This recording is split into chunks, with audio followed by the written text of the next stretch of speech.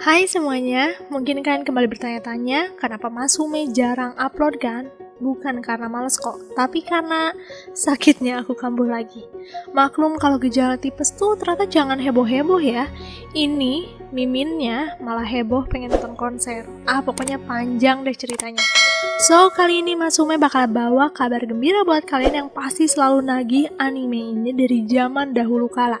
Di setiap komen selalu muncul permintaan anime ini, apalagi kalau bukan Komi-san Season 2.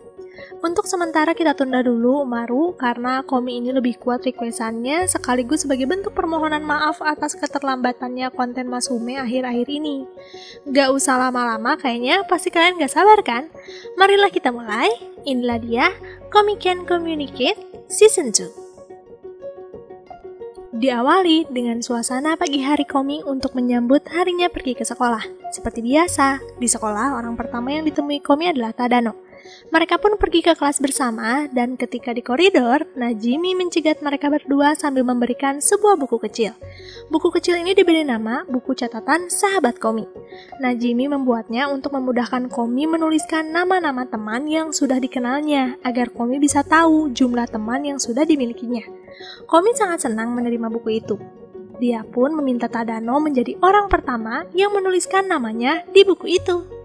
Setelah Tadano, Komi pun mendatangi satu persatu temannya. Bagi Komi, itu sudah cukup banyak. Tapi ternyata, di mata Najimi, ini masih terlampau jauh dari banyak. Memang sih, karena Komi masih kurang 87 untuk genap jadi 100. Semangat, Komi! Scene pun berpindah kepada seseorang yang berjalan di koridor, dan murid ini menarik perhatian banyak orang. Hal itu terjadi karena ternyata murid ini bermuka garang. Dia bernama Katai Makoto. Walaupun dia memiliki wajah yang sangat menakutkan, tidak disangka-sangka Katai ini adalah orang yang sama seperti Komi. Dia ternyata salah satu murid lama sebenarnya di sana, tapi karena Katai sangat gugup, dia ragu untuk masuk sekolah dan menunda-nundanya, sampai-sampai tidak terasa sudah masuk musim dingin. Seperti biasa, Tadano langsung memahami orang seperti apa Katai ini. Berbeda dengan murid lainnya yang ketakutan ketika melihat Katai. Katai ini sebenarnya ingin bisa berteman dengan semua orang. Dia pun mencoba mendekati bangku Komi karena terlihat banyak yang berkerumun di sana. Katai saat itu tidak tahu kalau semua murid sedang melindungi Komi. Tapi karena Katai sangat mengerikan di mata murid lain, sehingga mereka langsung menyingkir ketika Katai mendekat. Katai pun menoleh kepada Komi, dan di sanalah mereka berdua sama-sama bergemetar. Komi takut Katai, begitupun Katai takut dengan tatapan Komi. Di tengah ketegangan mereka berdua, untungnya Tadano mencoba membuka obrolan dengan menanyakan nama Katai dan mengajak Katai berkeliling sekolah. Karena ini kali pertamanya kan masuk sekolah. Ajakan Tadano ini sangat membuat Katai senang. Selain itu, Katai jadi mengagumi Komi juga. Loh, kok bisa gitu? Karena ternyata Katai mengira semua ini berkat tatapan Komi. Katai pun memberi gelar Komi sebagai guru komunikasi. Gambarinasai. Memasuki musim dingin, para murid akan menghadapi ujian akhir semester. Najimi yang sangat membenci ujian mengajak Tadano dan yang lainnya untuk kerja kelompok. Tapi anehnya Najimi kali ini ingin kerja kelompoknya di rumah Naka-Naka. Sesampai di rumah Naka-Naka, terlihat yang ikut adalah Tadano, Komi, dan Yamai. Sebenarnya Yamai ini tidak diundang, tapi karena rasa malunya yang kuat dan keinginan selalu di samping Komi yang kuat, Yamai rela berkunjung ke rumah Naka-Naka, walaupun mereka tidak akur. Mereka pun sampai di kamar. Najimi yang sejak awal tidak niat belajar langsung masuk ke dalam selimut dan tidur. Sedangkan yang lainnya tetap dengan tujuan utamanya yaitu belajar bersama. Awalnya kegiatan belajar bersama ini berjalan dengan normal, tapi Yamai memicu amarah Naka-Naka dengan mengejek kamarnya yang sangat wibu. Dari sanalah muncul pertikaian yang luar biasa dan ujung-ujungnya menuntut Komi menunjuk siapa teman terbaik Komi di antara mereka. Komi tentu saja langsung menuliskan kalau dia menyayangi keduanya. Karena jawaban Komi ini kurang puas, Yamai mengajak Naka-Naka bermain game saja. Di sanalah akan ditentukan siapa yang terbaik untuk Komi. Pada saat itu, Najimi yang sedang tertidur saja langsung terbangun ketika mendengar kata bermain game, dan mereka pun bermain bersama. Setelah menjalani pertandingan yang cukup lama, pada akhirnya yang memenangkan permainan malah Najimi. Di hari lainnya, Komi bersemangat pergi ke sekolah, tapi saat dia membukakan pintu, ternyata di luar sedang ada badai. Pihak sekolah pun menunda sementara kegiatan belajar mengajar. Komi tidak senang akan hal itu. Maka dari itu, karena bosan, Komi pun terdiam di depan jendela, melihat betapa kencangnya badai di luar sana. Saat Komi menggambar kucing di jendela, di waktu yang bersamaan muncul petir, dan hal itu membuat Komi ketakutan. Di tengah rasa takutnya, Tadano tiba-tiba menelpon Komi dan menanyakan keadaannya. Karena dari berita, Tadano mengetahui daerah Komi mengalami pemadaman listrik. Karena Komi sedang ketakutan, Komi pun meminta Tadano menemaninya lebih lama. Dengan senang hati, Tadano pun menghibur Komi dengan berbagai macam cerita. Di sudut sana, ibu Komi sangat terkejut melihat Komi yang bisa mengobrol di telepon. Singkat cerita, Tadano mendengar obrolan Chiarai dan gengnya yang sedang membayangkan jika berpacaran dengan beberapa murid perempuan di kelas. Berbagai macam cerita romansa mereka buat sendiri. Dari sekian banyak murid perempuan yang mereka hayalkan, sebenarnya ada satu murid perempuan yang sulit dibayangkan ceritanya, yaitu Komi. Mereka sangat frustasi akan hal itu, karena bagi mereka suatu hal yang tidak mungkin dekat dengan Komi. Di depan sana, Tadano sendiri malah membayangkan kebersamaannya dengan Komi. Dia dengan mudahnya membuat cerita romantis karena hanya dia yang sering bersama Komi. Semua khayalan itu tentu saja membuat Tadano jadi salah tingkah. Lalu di sini, Komi melihat berita tentang kafe kucing. Maka dari itu, di keesokan harinya, Komi mengajak Tadano untuk pergi ke sana. Tadano pada saat itu memutuskan menolaknya karena ingin mengajarkan Komi bermain dengan teman lainnya. Najimi saat itu tidak bisa karena dia memang alergi. Tadano pun merekomendasikan Onemine karena dia sangat aman jika ditinggal bersama Komi. Untungnya Onemine langsung mau ketika diajak Komi ke kafe kucing. Yang ikut ke sana tidak hanya Onemine, Kaede juga ikut. Di sana sangat banyak kucing yang lucu. Onemine dan Kaede sangat mudah didekati kucing, tapi entah kenapa Komi tidak didekati satu kucing pun. Onemine bahkan sudah membantu Komi beberapa kali, tapi tetap gagal. Mungkin kalian bingung kan, kenapa ini bisa terjadi? Kita intip obrolan para kucing. Jadi, ada satu kucing melaporkan kepada bos kucing di sana bernama Shokora bahwa ada manusia yang memiliki tatapan dan aura yang menyeramkan. Manusia yang dimaksud kucing ini adalah Komi. Mungkin itulah penyebab para kucing kabur. Shokora ini sangat membenci manusia karena manusia sering mengelus-elus kucing seenaknya, dan Shokora ini terkenal tidak pernah mau disentuh manusia. Tapi entah kenapa, melihat Komi yang terdiam dan tidak bermain dengan kucing lainnya, membuat Shokora malah ingin menghampiri Komi. Di saat itulah, akhirnya Komi bisa bermain dengan seekor kucing. Pelayan di sana pun ikut terkejut karena Shokora mau main dengan manusia.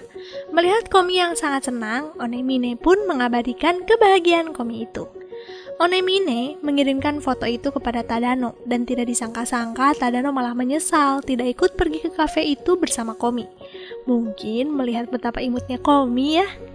Di sekolah, saat jam pelajaran, guru menanyai muridnya satu persatu dan itu cukup membuat Komi gugup. Untungnya, Tadano menenangkan Komi saat itu.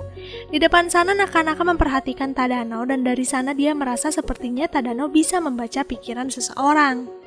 Maka dari itu, di jam olahraga, Naka-Naka meminta Tadano mengajarkannya karena dia ingin bisa memahami perasaan Komi.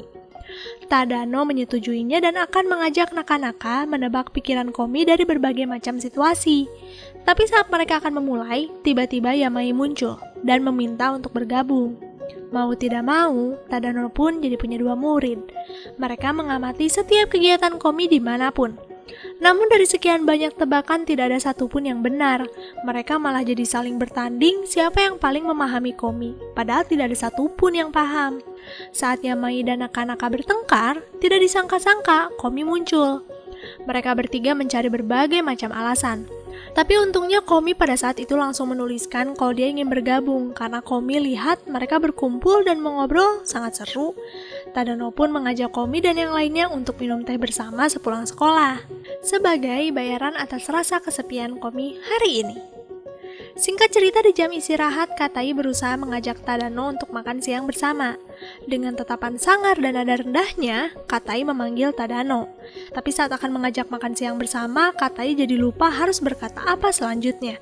Semua ini terjadi karena tatapan Komi yang sangat tajam. Saking gugupnya, Katai malah mengatakan, "Maju sini." Tentu saja, kalimat itu didengar seisi kelas sebagai kalimat tantangan kan? Karena sudah terlalu malu, Katai pun pergi begitu saja. Tadano pada saat itu menyadari kalau Katai ini sebenarnya ingin mengajak makan siang bersama, karena ada kotak makanan yang dibawa Katai. Tanpa menunggu lama, Tadano pun berlari mengejar Katai untuk mengajaknya makan siang bersama. Melihat keajaiban ini, Katai malah percaya kalau semua ini terjadi karena Komi yang meminta Tadano menemaninya. Katai jadi sangat mengagumi Komi sebagai master komunikasi. Mereka pun akhirnya makan di suatu tempat, dan di sana Komi bersembunyi untuk jaga-jaga jika Tadano terluka. Katai yang menemukan keberadaan Komi jadi salah tingkah. Dia merasa Komi sedang memperhatikan perkembangannya. Maka dari itu Katai melakukan berbagai macam cara untuk bisa terlihat akrab dengan Tadano. Dan tidak disangka-sangka juga, percobaan Katai ini sangat aneh. Dari menyuapi Tadano sampai duduk di samping Tadano. Tadano yang sudah tidak nyaman dengan berbagai gerakan Katai ini, akhirnya mengatakan kepada Katai untuk bersikap apa adanya saja jika sedang dengannya dan jangan terlalu kaku. Kalimat itu sangat menyentuh Katai, dan di waktu yang bersamaan, Tadano pun pada akhirnya melihat keberadaan Komi. Tadano tentu saja mengajak Komi untuk bergabung, dan akhirnya mereka pun makan bersama. Najimi tiba-tiba ikut juga. Bahkan dari kejadian hari ini, Komi jadi bisa menambahkan nama Katai di buku catatan sahabat Komi. Di musim dingin, penjual ubi panggang pasti selalu berkeliling, dan Komi sangat menyukai ubi panggang. Komi pun mencoba memberanikan diri untuk membeli ubi panggang seorang diri. Awalnya, Komi kesulitan membeli ubi panggang karena Komi selalu terdiam ketika penjual ubi berhenti. Tapi untungnya setelah beberapa kali mencoba, penjual ubi memahami Komi lebih dulu, dan akhirnya transaksi antara mereka pun berhasil. Setelah membeli ubi panggang, Komi tidak sengaja bertemu dengan Tadano. Saat itu entah kenapa, Tadano jadi ingin mengajak Komi bermain di liburan musim dingin nanti. Tapi, Tadano tidak percaya diri dan akhirnya mengurungkannya.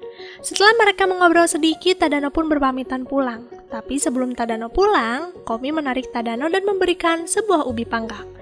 Entah kenapa, ubi panggang yang diberikan Komi ini memberikan keberanian kepada Tadano untuk akhirnya mengajak Komi bermain di liburan musim dingin. Dan tanpa berpikir lama, Komi langsung menerimanya. Tanggal 24 Desember, Komi sangat bosan karena tidak ada kegiatan apapun. Tapi tiba-tiba Komi mendapat telepon dari Najimi yang cepat, singkat, dan padat, yaitu mengajak Komi pesta Natal di rumah Komi. Dan Komi harus beli kado karena akan ada acara tukar kado. Menerima pesan yang sangat singkat itu, Komi panik karena dia harus pergi membeli kado sendirian hari ini.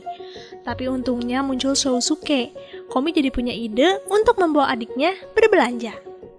Komi pun berkeliling dari satu toko ke toko lainnya, dari satu etalase ke etalase lainnya. Shousuke terlihat sangat ingin pulang, sehingga dia merekomendasikan shawl saja kepada Komi. Komi tentu saja setuju, karena itu lebih baik dibanding pilihan Komi yang ditunjukkan kepada Shousuke sebelumnya. Komi pun meminta tolong kepada Shousuke untuk menemaninya membayar shawl juga, karena Komi pasti akan terdiam ketika ditanya pelayan kasir. Sedangkan Shousuke ini ternyata anak yang tidak kesulitan berkomunikasi. Dia hanya akan berbicara jika perlu saja. Singkat cerita, teman-teman Komi pun sampai di depan rumah, dan mereka menyebutkan Selamat Natal dan Selamat Ulang Tahun. Karena besok ternyata hari ulang tahun Komi. Mereka lebih dulu memberi hadiah karena besok akan sibuk dengan keluarga masing-masing kan? Komi sangat kaget diberi kado boneka kucing hitam yang besar. Teman-teman yang lain sempat kecewa melihat respon Komi yang terlihat tidak menyukai kadonya. Tapi di mata Tadano berbeda. Tadano tahu Komi sebenarnya suka, tapi bingung harus seperti apa. Tadano pun menyarankan kepada Komi untuk mengirimkan ucapan terima kasih kepada teman-temannya nanti malam. Mereka pun masuk ke dalam rumah, dan betapa anehnya mereka membuat strategi untuk bisa berlomba-lomba duduk berdampingan dengan Komi. Apalagi Yamai, dia sangat mempersiapkan hal itu. Tapi, mau bagaimanapun juga, teman-teman yang lain membuat rencana, pada akhirnya Komi memutuskan duduk di samping Tadano, dan hal itu tentu saja membuat Yamai sangat kesal. Untuk menghabiskan waktu, mereka semua bermain permainan raja-rajaan. Siapa yang mendapat stik berwarna merah boleh memerintah si nomor tertentu melakukan sesuatu. Permainan ini berjalan dengan lancar. Hampir dari mereka pernah merasakan menjadi raja. Bahkan ibu Komi saja ikut bergabung dengan mereka. Lalu scene pun berpindah ke waktu sebelum acara dimulai. Mungkin kalian penasaran, kenapa ini bisa terselenggarakan?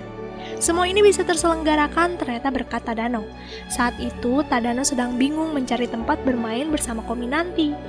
Tapi tiba-tiba dia teringat dengan hari ulang tahun Komi yang jatuh di tanggal 25 Desember, yaitu besok. Tadano pun meminta bantuan Najimi. Dengan kekuatan Najimi si anak banyak teman, dia pun bisa mengumpulkan teman sekelas tanpa ada kesulitan. Sebenarnya, dalam sesi pemilihan kado semuanya memberikan ide mereka masing-masing. Tapi dari sekian banyak ide, mereka tumben setuju dengan kado pilihan Tadano yang katanya lebih imut dan besar, cocok untuk dipeluk. Maka dari itu kado Komi ini adalah pilihan Tadano. Aduh, lucu banget deh mereka. Oke, kembali ke scene masa kini. Malam pun tiba dan semuanya berpamitan kepada Komi. Saat mereka berjalan pulang, mereka semua tiba-tiba menerima pesan ucapan terima kasih dari Komi. Di sana juga Komi mengatakan alasan kenapa dia diam saja, yaitu karena dia tidak bisa mengucapkan apapun dengan kejutan yang membuat bahagia hatinya. Semuanya sangat bahagia dan terharu diberi ucapan seperti ini dari Komi, karena berarti Komi menyukai hadiah dari mereka. Nih, yang kalian tunggu, akhirnya direkap juga ya. Kita lanjut lagi di part 2, karena kalian pasti penasaran kan dengan kehidupan Komi selanjutnya. Makasih udah selalu setia di channel ini, walaupun akhir-akhir ini belum maksimal. Semoga kita selalu diberi kesehatan ya. Sampai jumpa lagi di next video. Ja matane, arigato gozaimasu.